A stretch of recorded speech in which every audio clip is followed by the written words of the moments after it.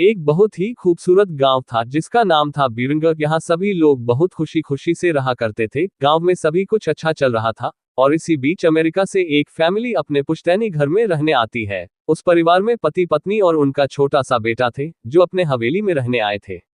सभी के आते ही गांव वालों में खुशी की लहर दौड़ पड़ी, क्योंकि यह फैमिली कोई और नहीं बल्कि इसी गांव में रहने वाले एक पुराने जमींदार की थी और गांव वाले उनकी बहुत इज्जत करते थे। सब कुछ ठीक चल रहा था, लेकिन अचानक एक दिन इस परिवार के बच्चे की तबीयत अचानक बिगड़ने लगती है। सभी को लगता है मौसम का परिवर्तन हुआ होगा, लेकिन बात तो कुछ और ही थी। धीरे धीरे लड़के का चेहरा नीला पड़ने लगा। आनन फानन में परिवार ने डॉक्टर को बुलाया और डॉक्टर को भी कुछ समझ नहीं आया तो उसने पास में ही बने एक हॉस्पिटल में उन्हें स्वास्थ्य परीक्षण के लिए आमंत्रित किया ताकि बच्चे की बीमारी का पता लगाया जा सके। परिवार ने डॉक्टर की सलाह अनुसार हॉस्पिटल जाना जरूरी समझा।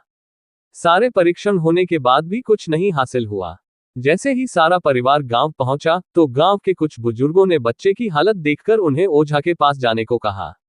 आज भी गांवों में पुराने रीति रिवाज के अनुसार झाड़ फूंक करके इलाज करने की प्रथा कायम है। परिवार सभी सदस्य बच्चे के लिए ओझा के पास भी जाने को तैयार हो गए। गांव के पास ही पहाड़ी में एक बाबा रहते थे जो कि काली विद्या में भी माहिर थे। जैसे ही उनके आश्रम की सीढ़ियों में वह बच्चा अपने परिवार के साथ पहुंचा तो ओझा जोर जोर से चिल्लाने लगे, तू क्यों आई है? इतने बरसों के बाद भी तेरा बदला शांत नहीं हुआ। ये सब सुनकर बच्चे के माता पिता और गांव वाले दहशत में आ गए। उन्हें समझ नहीं आया कि बाबा को इतना क्रोध क्यों आ रहा है, जबकि उन्हें अभी तक कोई बात बताई नहीं गई। लेकिन बाबा तो काली माया में पारंगत थे, इस वजह से उन्हें रूहानी ताकतों को पहचानना आता था। सभी लोगों ने आश्रम में प्रवेश किया, लेकिन बाबा ने केवल उस बच्चे को पास आने को कहा।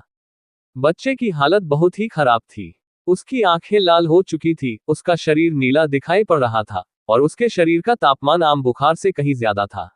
ओझा ने विभूति उठाकर के बच्चे के मुंह पर फेंका।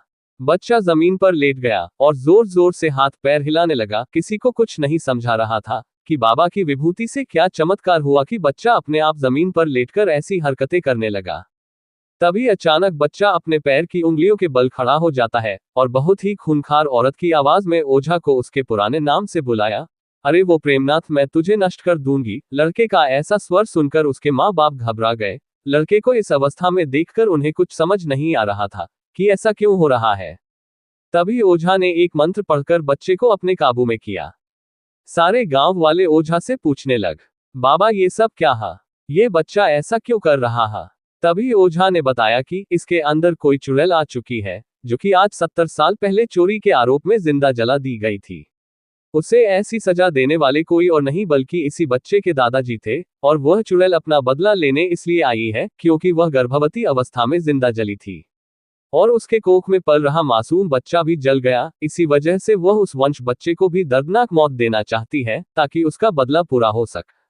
ये सारी कहानी जानने के बाद उसके परिवार वाले ओझा के सामने गिड़गिड़ाने लगे और अपने बच्चे की जान की भीख मांगने लगे। तभी ओझा ने अपनी घोर तपस्वी शक्ति से मंत्रों के उच्चारण के साथ उस चुड़ैल को मासूम बच्चे से बाहर निकाल दिया और कुछ ही क्षणों में बच्चा सामान्य हालत में आने लगा। सभी को लगा कि सब कुछ हमेशा के लिए ठीक हो गया, लेकिन ये तो एक शुरुआत थी।